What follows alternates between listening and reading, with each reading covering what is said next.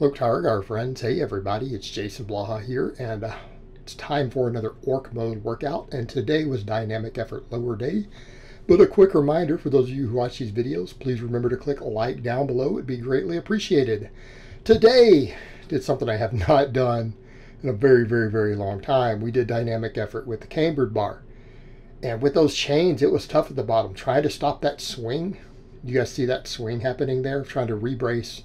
You know, this one forces you to really brace your core.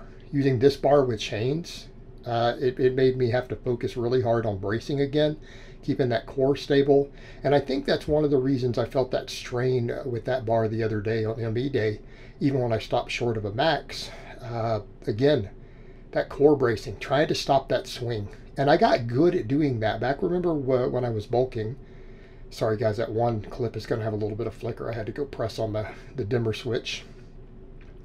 But, you know, I had to really focus on bracing my core to start getting those 600 plus lifts, because I did 3 of them that were 600 plus with this bar on a back squat way early in the year, you know, around December and January. So again, learning I've got to really brace that core better. And, you know, today's going to be a little bit different. We're going to be focusing more on the hardest versions of lifts, range of motion. Remember what I talked about in the upper body day?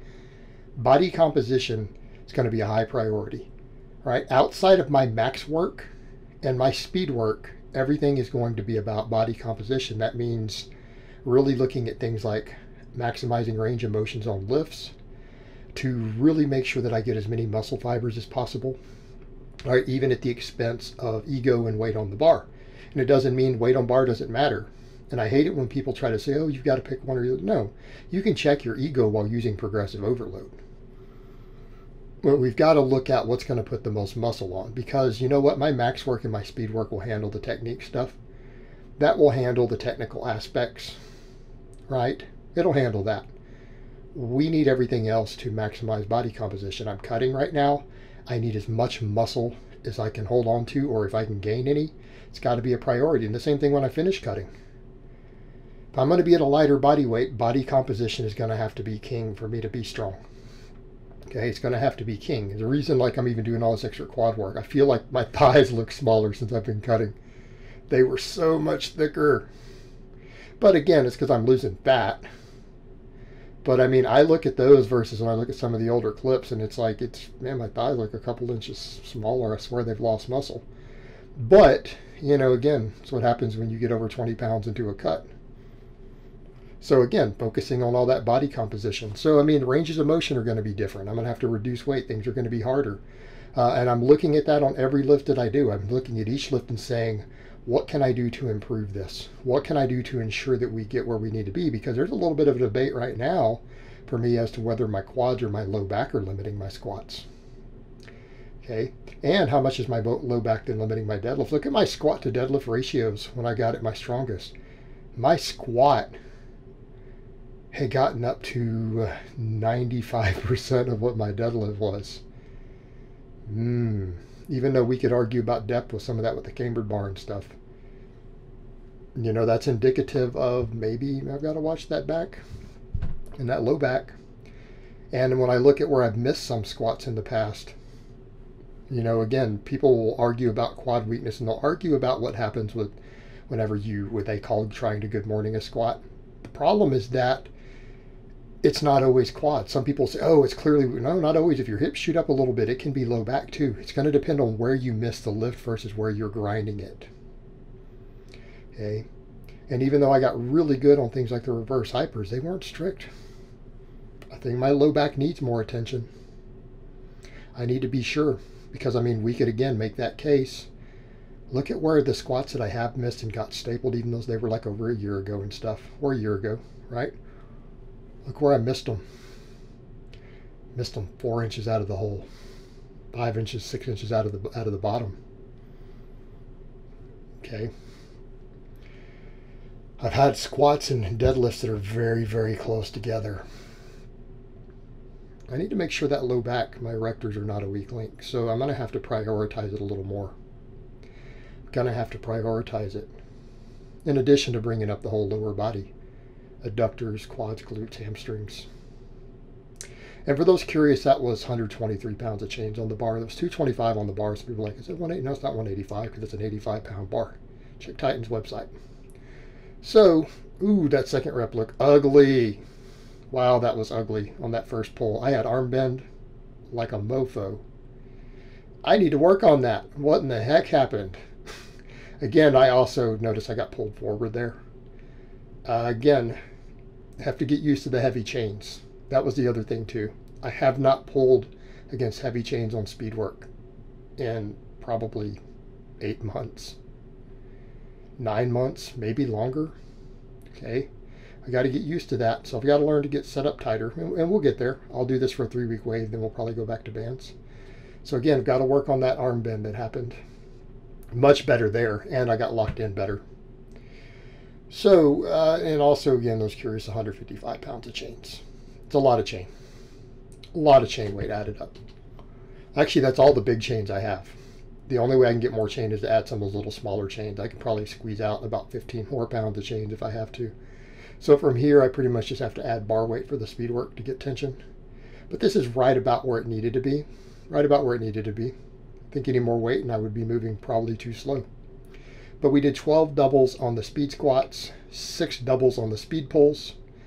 For those curious, I'm getting a lot of people asking me about rest times. I take really long rest times on my rest work, 3 to 5 minutes if I time it. I get distracted doing other stuff.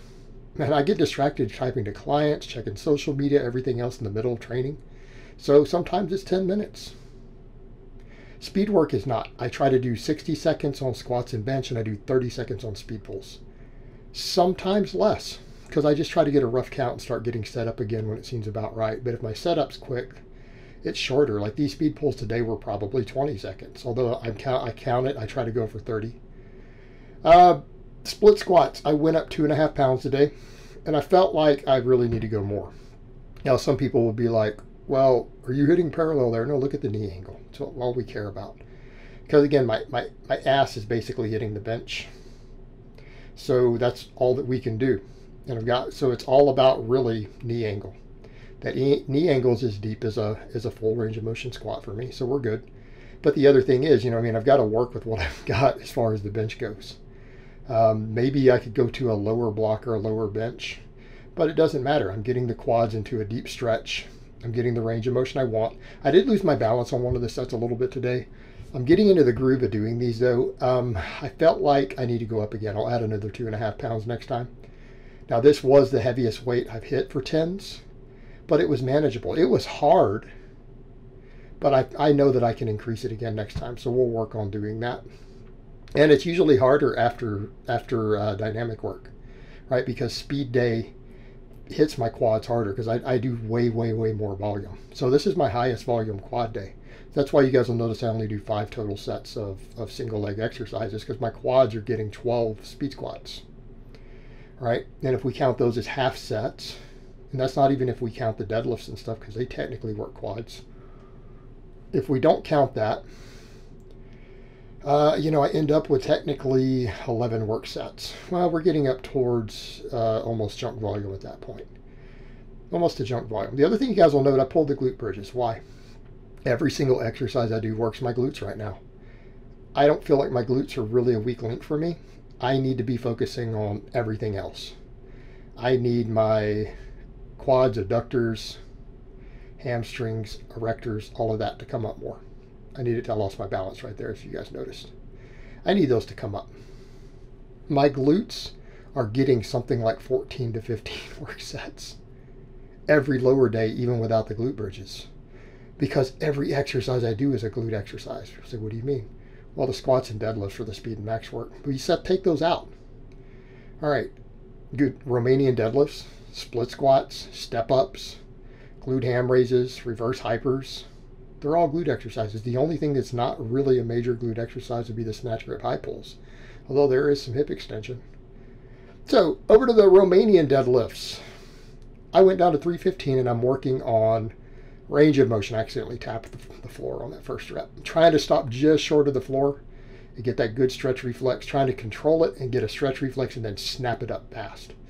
First set, had to get into the groove because I really haven't been doing them this deep. I've been going to just below the knee, about an inch or two below the knee, was doing 405 for 10s. I need more lower back. The other works my hamstrings great. Like doing the other one because I'm just stretching the hamstring, it worked great with the heavy weight. But also I know that I need more low back. I need my lower back to get stronger and stronger and stronger still. This range of motion will work the lower back more. Because notice it has to work more. So I'm going to have to check my ego, drop down to 315. Now, I could have gone up today. I need a good starting point. Now, I know I can't do 10s with 405 to this range of motion. 315 is a good metric to start with, and I'll just scale it up. Every workout, I'll try to add a little bit of weight. And we'll just micro load it up from here with just some slow, steady, progressive overload.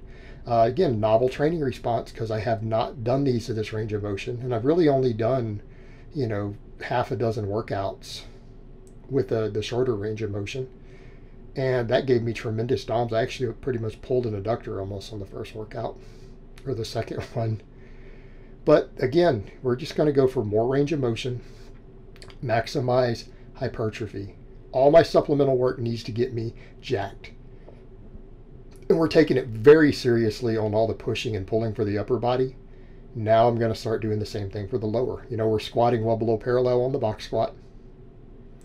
We're going to take these Romanian deadlifts to a fuller range of motion. Now, there's only so much I can do for the single leg exercises. There's a point where it's just like, what more can you do? I mean, that's pretty long range of motion here doing these. Getting into a position where I can get to the top is a little hard on the balance end. But on this, I mean, I'm below, or at least at parallel. I'm getting pretty deep. I'm having to step up pretty high. Not much more I can do there. The RDLs, unless I go to a lower setup, I mean, I'm not sure how I would do that. Maybe one of my steps or something. But my butt is pretty much hitting the bench. So, I mean, I'd have to get further away from it. Again, might be harder on the knees. Doing what I can there. This exercise, the only way we're going to get deeper is if I go back over and use the box, I guess. I could add 2 inches if I needed to, but I feel like these are really hard as it is. I feel like for the quad, we're getting sufficient range of motion. Some of these other lifts, though, we could benefit from it. You guys will notice when we get to the glute ham raise, I'm doing the full range of motion now, trying to put a hyperextension at the bottom.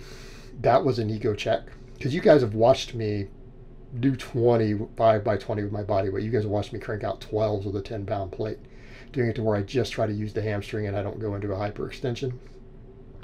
I got a hell of an ego check today on those.